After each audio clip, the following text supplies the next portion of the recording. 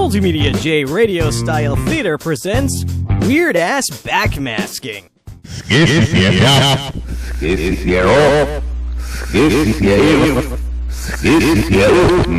MultimediaJay Radio Style.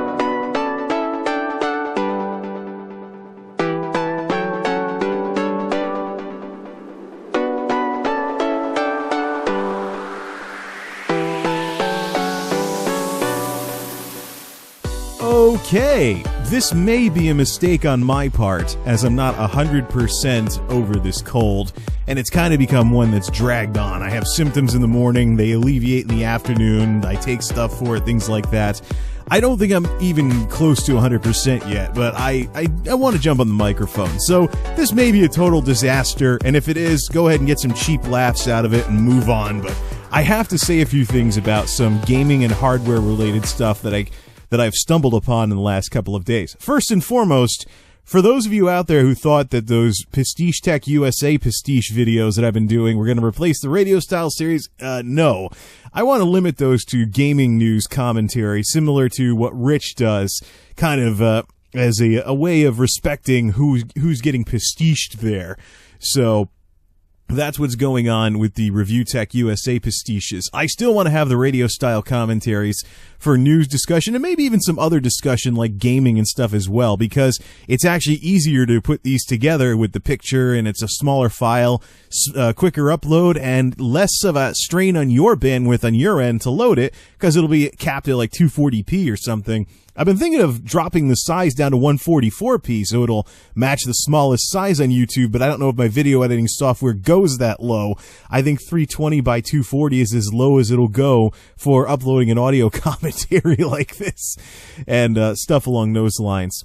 Anyways, let's try talking about some stuff related to gaming that I've run into lately, and it's particularly PC hardware. Now, I'm hoping that today's discussion can serve as shots fired against a slur that I am regularly hearing on the internet. Oh, you're hearing bad language on the internet? Big shocker, huh, Jay? Yeah, I know what you're thinking, but this one in particular is egregiously insensitive, and it makes light of a very dark period in human history. I'm speaking, of course, of the slur thrown against PC gamers where people mention a so-called PC gaming master race. That is disgusting. To relate PC gamers to the Nazis? No, seriously, cut the crap. Anyways, now it's true for those of you who feel the need to make such a terrible comparison that there might be some PC gaming fanboys out there who illogically defend PC gaming as just somehow being better because it's PC gaming. But then you're going to run into people like me who can actually get objective about it and give you real reasons that PC gaming is a superior investment. You know, it's a lot of fun being able to just make upgrades instead of having to buy whole new systems, whole new controllers, get used to whole new pieces of hardware, blah, blah, blah, etc. That sort of thing. Matter of fact, the controller issue alone is worth supporting PC gaming for, because, I mean, how many controllers have you bought for those of you who play a lot of consoles, how many controllers have you bought for them over the years? And how much of a change have there been? I mean, other than stuff like Dogbone to PlayStation, DualShock, or stuff like that, or Nintendo to Super Nintendo, I mean, you've got situations where they literally just add a button. The gaming company just adds a button to a controller, and then you have to pay like $50 just for a whole new controller and stuff like that. Actually, right now, I am holding the Wii U Pro controller, which is an incredible controller. I love this controller. I would love to use it more often. Except I bought it just because I didn't want to hold the Wii U tablet when playing Wii U games. I could probably rig this thing up to work via Bluetooth or something. I think there's some kind of hacking guide that would let me actually hook up this Wii U Pro controller that I'm currently playing with. There, see? Button noises. It's a great controller. I would love to play some games with it, but it's locked down unless I do some Bluetooth hacking and things along those lines. So, Yeah, that's the thing. I mean, PC gaming can easily be a better investment. It is fun to buy upgrades instead of having to buy whole new systems and potentially rebuy your games because you used to have like the 360 version. Now you got to get the Xbox One version or PS3 to PS4 or stuff along those lines. Or if you went from Wii to Wii U like I did, you now have an extra menu to go through to get at your old virtual console games unless you pay $1 per game to upgrade to the Nintendo eShop versions. And it's an artificial, completely arbitrary mess introduced by the console companies. Meanwhile, over on Steam, I can find games from 15 years ago still on sale. I can still buy them. I can install them. I could replace an old physical copy with a digital copy and put the disc in the closet or something along those lines and store it somewhere or sell it or what have you. Or go to GOG, Good Old Games, and get some older games that way. But it's fun having less huge steps, so to speak, that totally changed the game, the entire, well, not the game, but the playing field, things along those lines. I still maintain, as I've been saying all along, and as I've said in podcasts and in the old MultimediaJay shows and stuff like that consoles only sell, even on that it continues actually, consoles only sell for two reasons, their price and their simplicity, and both of those are getting eroded. On the simplicity front, consoles are getting more complicated. There's downloads, updates, patches, DLC, online e-stores, online access, which now is more of a pay type thing that you see on the on Sony and Microsoft's consoles, which I am not fond of. You're paying for that on top of your internet. No thanks. You know, so consoles are getting more and more complicated as they become more and more computery. And then over on the price side, never mind Tech Syndicate's console killer build guides, where you'd spend like $300 or $400 on a so-called console killer PC or something along those lines to build a PC that replaces an Xbox One or a PS4. If you really want to go bottom of the barrel, my latest blog entry, which is where the picture for today's discussion comes from, is a good example of the sort of commentary on other people's YouTube videos that I want to do on the blog from this point forward.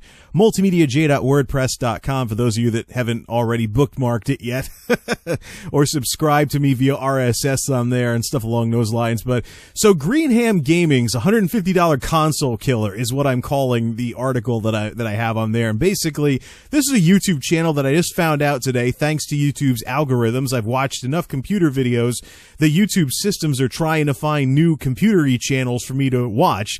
Greenham Gaming basically does what I do, except with more of a reality show flair to it, so to speak. More establishing shots, montages, and music type stuff. I tried some of that, but it never really was anything I was too interested in, because I don't watch a lot of reality TV, so it didn't really resonate with me very well. But this guy does some of that. He has some more dramatic elements, but he focuses on cheap computing. And this video that he uploaded is no exception. What he did was he took a Dell Optiplex 755 and combined it with a cheap, low-profile graphics card to spend a grand total of $150. And I don't know if he's from Australia or something. Might be Australian dollars, but $150 for a Grand Theft Auto 5 PC that'll play GTA 5 at 720p 30, roughly on par with the Xbox 360 that he shows at the beginning, like, oh, I want to replace this, and without having to buy the Xbox Live subscription or put up with any of the issues from the 360 being a legacy platform that's on its way out, so support might go away if it hasn't already. You know, when Microsoft pulls the plug on it, what's going to happen, blah, blah, blah, etc. Now, this is actually something that I've thought about doing before, except the Silver Bullet right now with its 5-year-old Core 2 system and is the rough hardware equivalent of anything that I could build by buying a refurb and just adding some extra parts to it, or taking everything out and putting it in an industry standard case. That's really the kicker here, is the whole graphics card support, since a lot of the punch from a lot of gaming PCs these days comes from their GPUs rather than their CPUs. So you may have to, instead of taking a corporate refurb like these Optiplexes that I see in these videos, and you know, I messed around with the 760 earlier, you may have to look at more like home systems that actually have graphics card slots on them. Buy like an old home system that was made to do a little bit of gaming, gut it, put it inside a industry standard case with a better power supply, and then put a nice video card in there and see how much mileage you can get out of your little hack job machine. This is actually something that I've thought about before, even thought about trying to do with a newer system, like buy a super combo or something like that, and then just replace the proprietary stuff with industry standard stuff. But even in the case of what Greenham Gaming has done here, 720p 30 for $150, and if that's Australian or Canadian, the result is actually closer to $115 to $110 US. So you're talking about a machine down around the $100 mark USD that would actually replace a console like the 360, which would still cost you $180 US to pick up these days. Oh man, what was that again about price being a barrier for PC gaming? And then here's the fun part. You can buy the controller that you want to buy. You can just swap stuff out, and you can make upgrades instead of having to buy whole new systems, whole new controllers, gimmick technology you might not be interested in if, say, Wiimotes or the tablet controller for the Wii U aren't your thing, or in the days of the mandatory Kinects on the Xbox Ones. I mean, really, folks, start thinking outside the box on this matter, because it's crazy what's available out there that can take a non-gaming PC and make it play some games, like special graphics cards that are made to go in machines like corporate workstations and things along those lines. Yeah, you won't have the most bleeding-edge system out there that's playing the latest Crysis maxed out full blast at 60-plus frames per second, but I mean, you'll have something that could probably give consoles a run for their money and send the console fanboys running into the corner. Like I said, consoles only sell because of their price and simplicity. I may have to add, because people don't know about the PC alternatives to that list as well. Because here, even if this is US dollars here, $150 for a system that plays Grand Theft Auto 5 is still better than what I could get a 360 for. And the 360 would be the 4 gig version. This might actually have a hard drive in it. Funny how that works. So yeah, if you hear the term PC gaming master race, it's not always elitism. There's some objective, outside of us truths out there that if you take the right approach, PC gaming can be very, very fruitful and very, very enjoyable. By the way, I know from working with these Dells that even a lot of these old two-tone Dells have DisplayPort jacks on them. They don't just have VGA. So you could pick up a cheap DisplayPort to HDMI converter and go digital with the graphics. Not exactly what you had in mind when it comes to an old office computer. Now, is it? Anywho, that's enough stirring up the hornet's nest for now. I hope folks can get a little bit more level-headed when it comes to PC gaming in light of stuff like this $150 GTA 5 PC that I just found out about this morning. But you know how people are sometimes. Anyways, till next time, thanks for listening, everybody. This is MultimediaJay, signing off. Thanks for stopping by.